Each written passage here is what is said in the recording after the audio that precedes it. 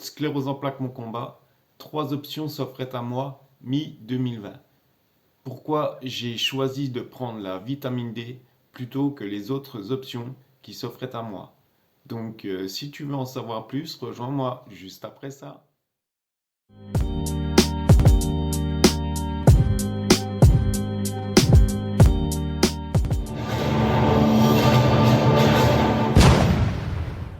Bonjour à tous et à tous, pour ceux qui ne me connaissent pas, c'est Anthony Lessu, vous êtes sur ma chaîne Sclérose en plaques, mon combat.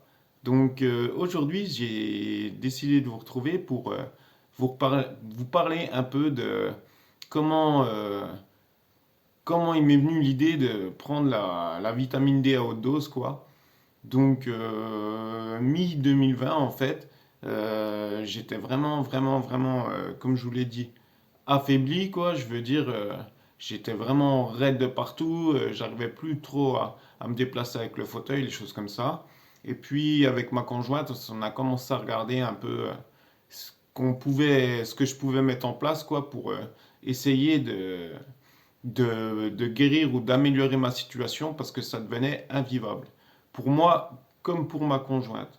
Sachant qu'on avait une petite qui avait 1 an et demi, dans ce temps-là, c'était il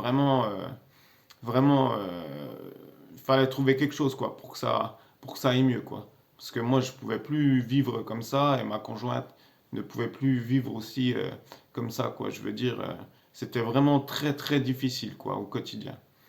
Donc on a vu que en Russie en fait à l'hôpital de Moscou, hein, je vous mets la petite info ici.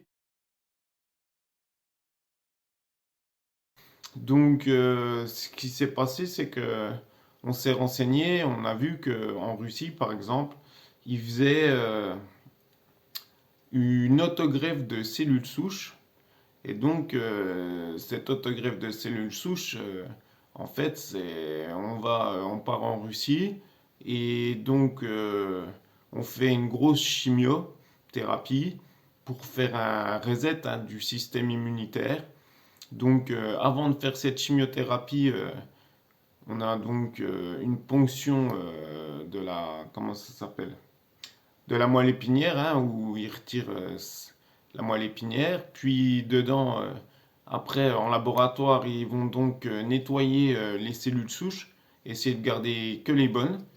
Et une fois qu'ils ont fait ça, ils mettent donc ces cellules souches qui vous ont prélevé au congélateur, ils les gardent. Donc là, vous faites la chimio, qui est vraiment une grosse chimio, hein, un peu l'équivalent d'une chimio de leucémie, quoi, en France. Donc voilà, hein. Je veux dire, une fois que la chimio est faite, ils vous réinjectent donc ces cellules souches qu'ils ont préalablement nettoyées, hein, donc ils vous les réinjectent. Et puis, au bout d'1 mois, vous êtes de retour chez vous en France. Et théoriquement, comment ça s'appelle? Le corps se repart sur de nouvelles bases avec ces nouvelles cellules souches. Et du coup, la maladie est stoppée, quoi. Donc ça, c'est la première option, donc. Et pour information, cette opération, ça coûte 50 000 euros.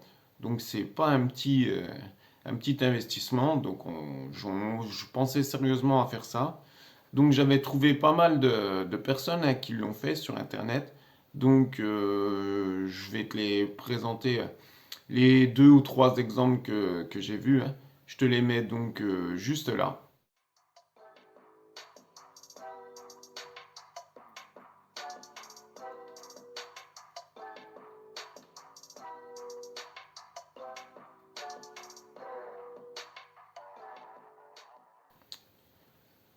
Donc là, comme tu l'as vu, on a vu donc Damien, par exemple, lui qui a fait une cagnotte hein, sur Tipeee et puis qui a réussi à gagner donc de l'argent pour pouvoir se payer l'opération, pour pouvoir partir en Russie. Et il y a 1 ou 2 exemples encore que je t'ai montré. Donc voilà, hein, si tu veux les retrouver, si tu vas sur Internet, hein, Sur Google, c'est simple. Tu tapes autogreffe à Moscou et tu vas tomber plus ou moins sur les personnages que je t'ai montrés là. Donc, il y en a, comment, Damien, lui, tu vas le retrouver. Donc, tu peux regarder, il a fait des petites vidéos de présentation. Et puis, tu peux chercher, il a fait d'autres vidéos de son retour. Je crois il a un Facebook, et puis voilà, où c'est qu'il y a deux, trois vidéos. Puis après, le deuxième personne que je te montre, lui, il a été interviewé par France 3, je crois. Donc c'est pareil, hein, je te laisse regarder, hein. Tu reviens sur la vidéo, et puis tu regardes, tu tapes ça sur Google, tu vas trouver. Et puis mon deuxième choix, en fait, pour, euh, pour cette, comment ça s'appelle? Pour cette deuxième option, en fait, ce qui s'est passé, c'est que moi, voilà, hein, j'ai été voir ma neurologue, donc dans ce temps-là, et puis je lui ai dit, voilà, moi j'aimerais bien faire ça en Russie. Et elle m'a regardé, elle m'a dit, hein, vous voulez aller en Russie, mais c'est pas bien, faut pas faire ça, vous vous rendez compte, nan, nan, bref, je te passe les détails. Et du coup, comment dire ça? Elle m'a dit tout simplement, alors qu'on m'avait jamais proposé ça, elle me dit, ben ça, on peut le faire nous à Besançon.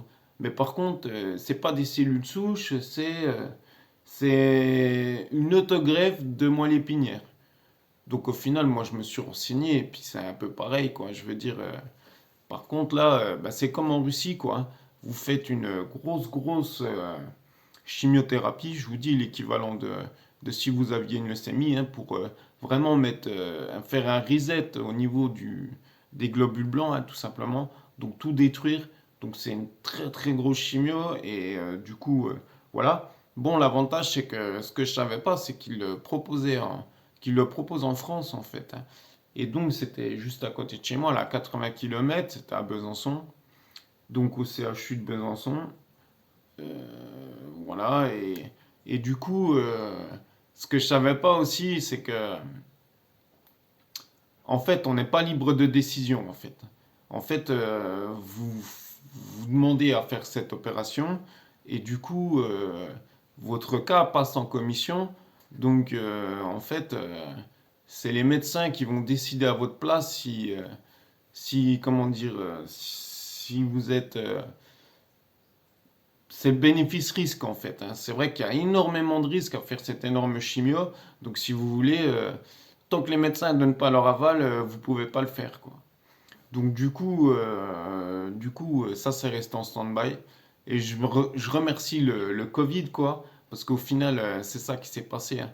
Un peu toutes les opérations en cours ou toutes les choses qui ont été mises en cours, comme moi la demande que j'ai faite là pour la greffe de moelle épinière, ça s'est mis en stand-by. Et donc, c'est pour ça que je suis parti sur la vitamine D à haute dose. Donc, la vitamine D à haute dose, comment c'est venu? Eh bien, tout simplement, quelques années avant, donc je crois en 2017, j'avais vu un monsieur qui justement tournait quelques vidéos sur YouTube, là, qu'on a fait ouais, une quinzaine, une vingtaine, des toutes petites vidéos, un monsieur qui était bien attaqué par la sclérose en plaques, en fauteuil roulant, mais voire bien plus. Et lui, il avait trouvé donc ce protocole Coimbra, et il l'avait mis en place, quoi. Donc voilà, hein, en voyant ce monsieur dans l'état où il était, et en voyant bien que lui-même nous le disait, et puis les personnes qui l'aidaient au quotidien chez lui, quoi, hein. Donc, voyait de l'amélioration, quoi, des petites améliorations, mais voyait de l'amélioration. Donc ça m'avait touché. Et du coup, pour info, c'est JN de Lorient sur YouTube. Ce que je ferai, je te ferai un petit regroupement d'une ou deux de ces vidéos que j'ai trouvé sympa. Je te les montrerai dans une petite vidéo que je passerai entre les vidéos que je fais le mercredi, quoi. Donc voilà. Puis après, moi, je suivais sur YouTube donc Christophe Bézio. Et du coup, lui parlait aussi de la vitamine D. Et du coup, avait mis un lien sur justement sur un reportage brésilien, en fait, où ils interviewaient deux jeunes, quoi. Un, un plus ou moins atteint de sclérose en plaques et l'autre un peu plus. Et donc, du coup, ils expliquaient donc le retour sur ce traitement, quoi, que le professeur Coimbra met en place donc à Sao Paulo, au Brésil. Et du coup, j'avais trouvé ça super intéressant parce que bon, ben, dans leurs explications, ces jeunes-là, ils disent que ben, qu'ils récupèrent quoi, hein. Et puis le professeur Coimbra aussi discute un peu dans ce reportage et explique un peu les bienfaits et les à côté quoi de ce traitement. Donc il dit tout simplement que dans ce temps-là, donc c'était je crois, il a été tourné en 2015 ce reportage. Là pareil comme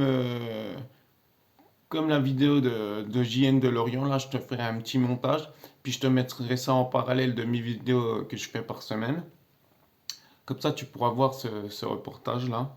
Donc ça, je te le mettrai en premier, donc dans cette semaine, je sais pas quand, peut-être dans le week-end. Enfin, vous verrez bien. Donc voilà, où c'est que là, vraiment, ça m'a fait réfléchir, quoi. Et puis j'ai accroché sur cette option de vitamine D à haute dose. Et donc, bah, ce que j'ai fait avant de commencer, j'ai cherché un peu partout, j'ai farfouillé, j'ai regardé, comme je vous l'ai dit, une multitude de conférences de ce monsieur-là. Donc, c'est tout en brésilien, mais bon, comme je disais, Google il traduit, donc on arrive à trouver, quoi, à avoir des renseignements.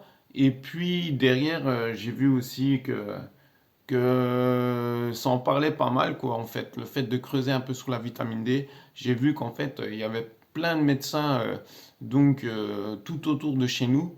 Parce qu'en France, bah, il n'y a pas de médecin. J'ai pas trouvé de médecin en France qui était, qui avait une formation par le professeur Coimbra pour mettre en place ce traitement.